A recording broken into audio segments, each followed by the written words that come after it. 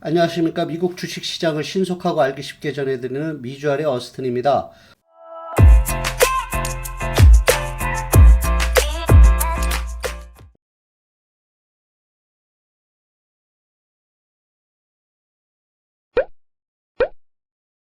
오늘은 테슬라에 대해 한번 분석해보고 왜 지금이 투자 적기인지를 설명해 드리도록 하겠습니다. 테슬라 하면 앨런 머스크를 빼놓을 수 없을 건데요. 현 시대의 스티브 잡스라고 해도 과언이 아닐 것입니다. 특히 사업을 진행하면서 일단 부도 위기에도 불구하고 창의적이고 꺾이지 않는 노력으로 지금에 와서는 세계 굴지 회사를 가장 빠르게 키워낸 장본인이 되었습니다.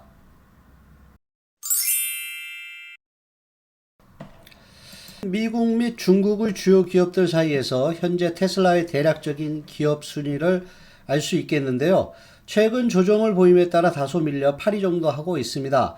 저는 개인적으로 애플과 순위가 2025년 이내로 충분히 바뀔 것이라고 생각하고 있습니다.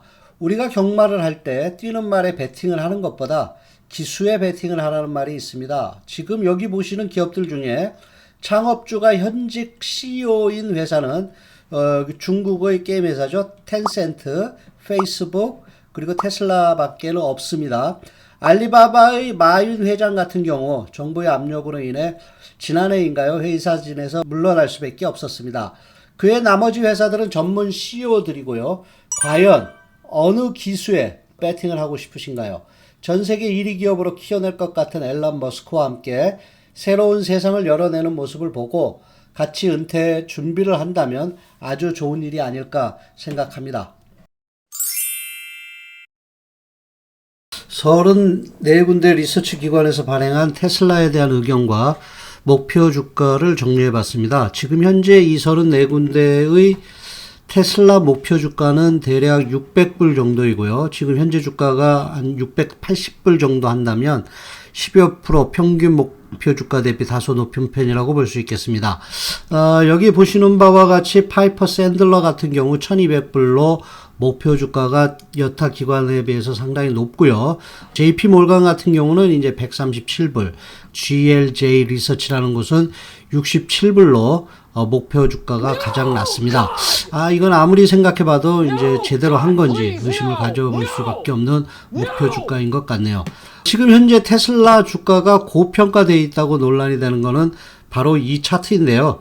테슬라의 현재 시가 총액이 토요타, 복스바겐, 다임러 벤츠, GM, 페라리, BMW를 합친 이것보다 이제 높다라는 것인데요. 이들도 이제 최근 선보이는 것 같이 아주 멋있는 EV 차들을 선보이고 있어서 테슬라의 독보적인 지위를 흔들고 있는 상황에서 일리 있는 주장이라고 할 수 있는데 왜 이런 회사와 비교하면 안 되고 여기서 치고 나가서 세계 1위 기업이 될 수 있는 가능성이 높은지 하나하나 설명해 보도록 하겠습니다. 지금 우선 테슬라가 목표하고 있는 1조 회사의 모범적인 회사로는 알파벳, 구글이 있습니다. 이것과 한번 비교해 보겠는데요. 2020년 기준 어떠한 수치를 비교해 봐도 우리의 테슬라는 턱도 없이 부족하고 구글에 비해 상대적으로 고평가되어 있음을 알 수 있습니다. 이것 또한 테슬라가 몇몇 사람들에 의해서 고평가되어 있다고 지적받는 요인이기도 합니다. 구글 기준으로 본다면 이 수치들을 통해서 이제 본다면 200불 정도도 충분하겠죠. 하지만 아마도 구글의 성장 속도보다 훨씬 빠른 회사를 이렇게 정적 분석하는 사람은 별로 없을 거고요. 그렇게 해서는 안 된다고 생각합니다. 테슬라는 미래 지향적인 회사고 매출 성장률이 어마어마할 것으로 기대되기 때문에 2025년 달성 가능한 수치를 보고 왜 테슬라가 1조 이상 아니 그 이상의 회사가 될 수 있는지 그렇게 분석하는 것이 더 나을 것 같습니다. 테슬라의 사업 구조를 한번 살펴보겠습니다. 테슬라는 이렇게 크게 3개의 사업 부분을 가지고 있는데요. 첫 번째는 잘 아시는 바와 같이 오토모빌, EV 자동차 사업 부분이 있습니다. 이 분야에서는 자동차 및 배터리를 생산하는데요. 현재 모델 S, 모델 3, 모델 X, 모델 Y 등 이러한 제품들을 생산하고 있고 향후에는 이제 사이버 트럭, 로드스터, 기대가 잔뜩 모으고 있는 미니밴 등을 출시할 예정입니다. 테슬라가 보유하고 있는 공장들을 요약해 놓은 표인데요. 네바다 기가팩토리는 포함되어 있지 않습니다.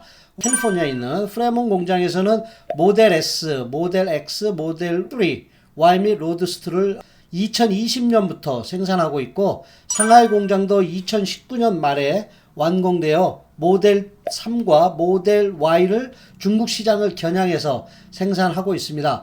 베를린 공장은 올해 말 완공 예정이고, 텍사스 이제 테라 팩토리라고 그러죠.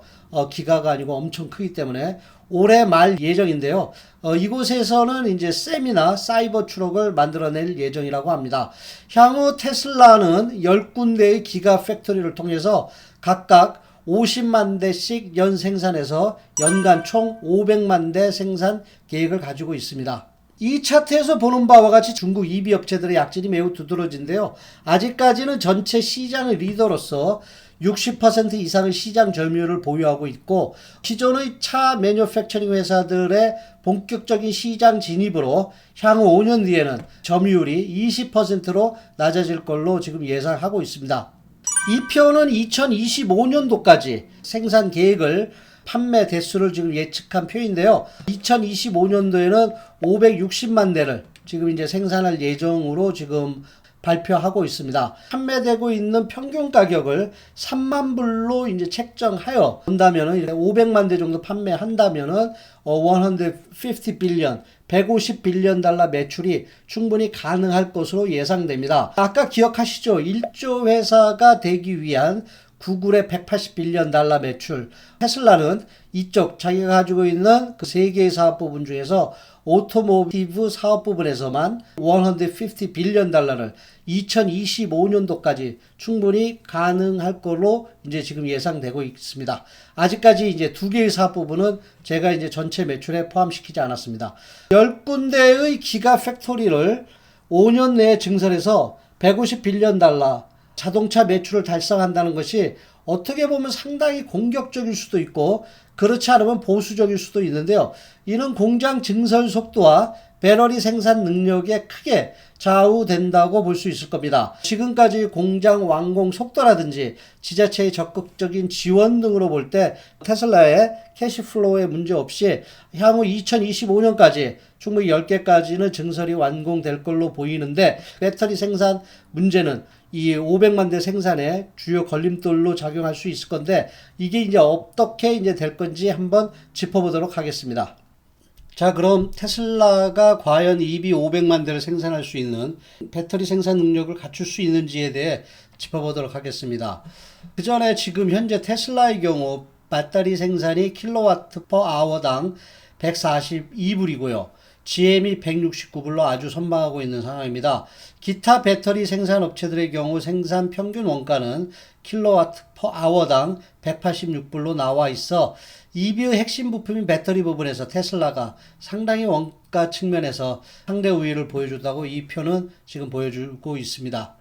테슬라는 지난해 배터리 데이에서 2022년까지 100 기가와트 퍼 아워, 2030년까지는 3테라와트 퍼 아워 배터리 생산 계획을 발표하였는데요.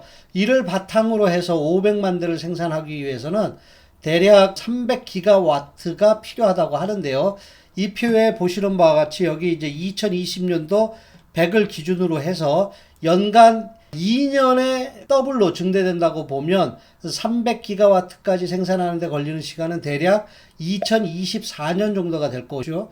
따라서 2025년 500만 대를 보충할 수 있는 배터리 능력 시설은 충분히 달성 가능하다고 이제 생각합니다. 총 매출 150 빌리언 달러. 그렇게 허황된 수치는 아니라고 이제 볼 수 있을 것 같습니다. 또한 만약을 대비해서 파나소닉이나 LG, CATL과 같은 배터리 셀 공급 계약도 가지고 있어서 배터리 공급 부족 상황으로 인해서 EV를 생산하지 못하는 그런 일은 없을 것으로 이제 생각하고 있습니다. 두 번째 사업 분야인 에너지 사업 분야에 대해서 설명해 드리겠는데요. 이 부분에서는 테슬라는 2020년 1.8 빌리언 달러 매출을 달성하였습니다. 여타 다른 사업 부분에서 얻은 성과와 비교하자면 2015년 솔라시티를 인수한 이후 기대와는 달리 아직 크게 큰 성과를 보이고 있는 상황은 아니입니다. 파워월은 이제 개인용, 가정용이죠. 그 다음에 파워팩은 이제 상업 일반 건물용. 그 다음에 메가팩은 여기 보시다시피 이제 유틸리티급 대규모 이제 파워 그리드를 지금 이제 만들어내는 곳이고요. 이러한 세 개의 제품을 리스 또는 이제 판매하는 그러한 수익 모델을 가지고 있습니다. 특히 이번에 텍사스 지역에 한파로 인해 에너지 손실로 인해 많은 사람들이 전력이 모자라 추위에 떠는 상황을 맞이하였는데요. 이를 계기로 해서 텍사스의 대규모 알링턴 지역이라고 지금 들었습니다. 파워 그리드 설치 계약을 따내서 메가팩을 설치하고 있습니다. 정부 단위의 대규모 계약이 매출의 규모를 결정하기 때문에 정확한 매출 규모를 예측하기는 힘든 부분이 이쪽 부분이어서 대충 연간 20% 정도 성장한다고 가정하여 이 분야에서 한 2025년 매출을 $5빌리언 달러로 책정했는데요. 아무래도 좀 너무 낮은 감도 없지 않아 있습니다. 텍사스뿐만 아니라 많은 주정부들이 이러한 테슬라 솔라 파워 그리드를 설치 실행한다면 예측은 조금 무색해지겠네요. 마지막으로 서비스 사업 부분에 대해 설명드리도록 하겠습니다. 저 개인적으로는 향후 이 분야가 테슬라의 주축이 될 것 같은데요.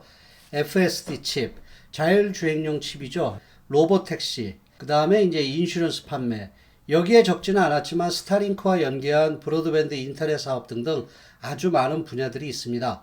시간 관계상 모든 것을 설명드릴 수는 없고요. 가장 흥미로운 로보택시 사업에 대해서 설명해 보도록 하겠습니다. 로보택시 사업은 자율주행 서비스 영역에서 차량 공유 서비스를 의미하는데 우버나 리프트와 달리 인간이 운전하는 것이 아니라 자율주행 택시가 운영하는 서비스를 의미합니다.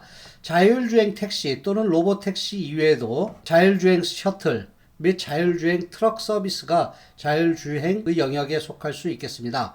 로보택시 사업 부분에서 테슬라가 자체로 택시를 운영할지 아니면 택시를 일반인들에게 판매하여 운영 수수료를 챙길지에 대해서는 아직 사업 실행 이전이기 때문에 정확하게 말씀드리기는 어렵지만 대략 일반인들에게 판매를 하고 일반인들은 여기 운영 수익 3만 불을 연간 벌고 운영 수익의 10% 정도를 시스템 이용료로 해서 테슬라 측에서 챙기는 구조가 가장 현실 가능할 것 같아 이렇게 한번 정리해 봤습니다.